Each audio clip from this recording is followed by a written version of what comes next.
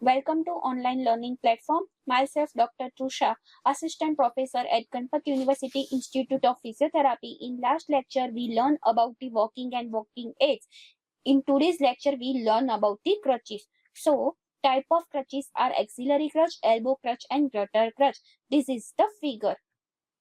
So, function of the crutches are used frequently to improve balance and to either relieving weight bearing fully or partially to the lower extremity. Used bilaterally and function to increase the base of support, to improve lateral stability, to allow the upper extremity to transfer body weight to the floor. So, auxiliary crutch, also referred as standard crutch, made up of light wood or aluminium. Design include the auxiliary bar, handpiece, and double uprights joined distally by the single lead covered with the rubber suction ship, as is shown in the figure. Single leg along for the height variation. Height adjustment for wooden or some aluminium crutches are accomplished by the altering the placement of screw and bolts in pre-drilled holes. So according to the height, the changes the height of the crutches.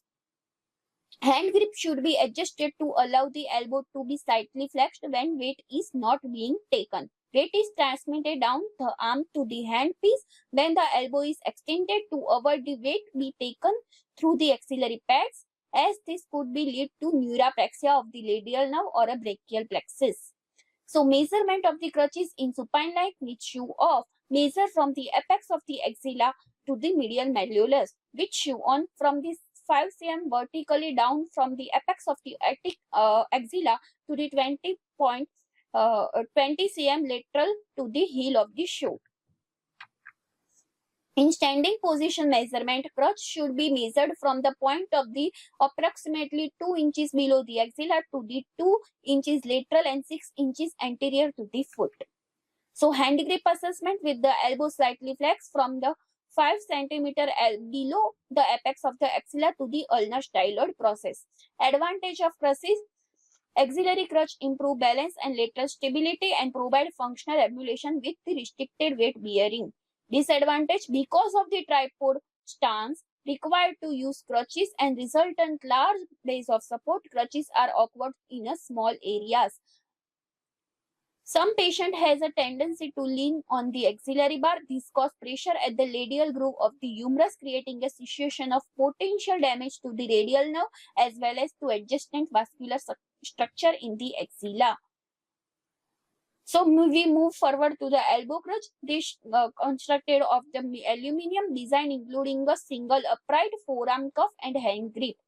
The forearm cuffs are available with either a medial or a lateral opening. The cuffs are made up of metal and can be obtained with the plastic coating.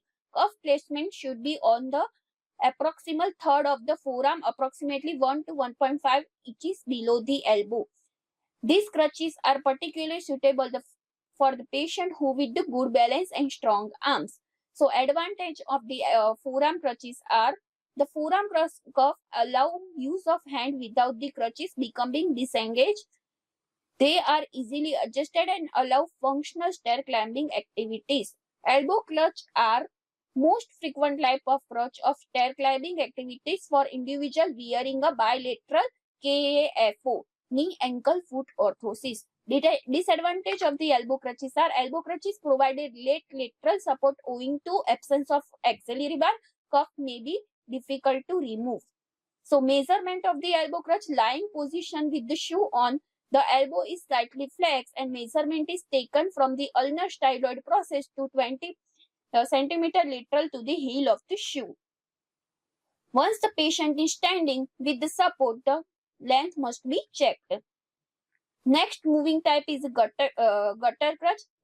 They are made up of metal with the padded forearm support, strap, adjustable handpiece, and a double funnel. They are used for the patient with the rheumatoid disease who require some form of the support but cannot weight through hands, wrist, elbows because of deformity of pain. So measurement of length, it can be carried out with the patient lying shoe on and is taken from the point of the flexed elbow to the 20 centimeter lateral to the heel. A patient with rheumatoid disease may allow the hip and knees in flex in the weight-bearing position because of the muscle weakness of pain. But with the greater crutches for the support, he may be able to obtain more extension. It should be taken into account in any adjustment. These as my references. Thank you.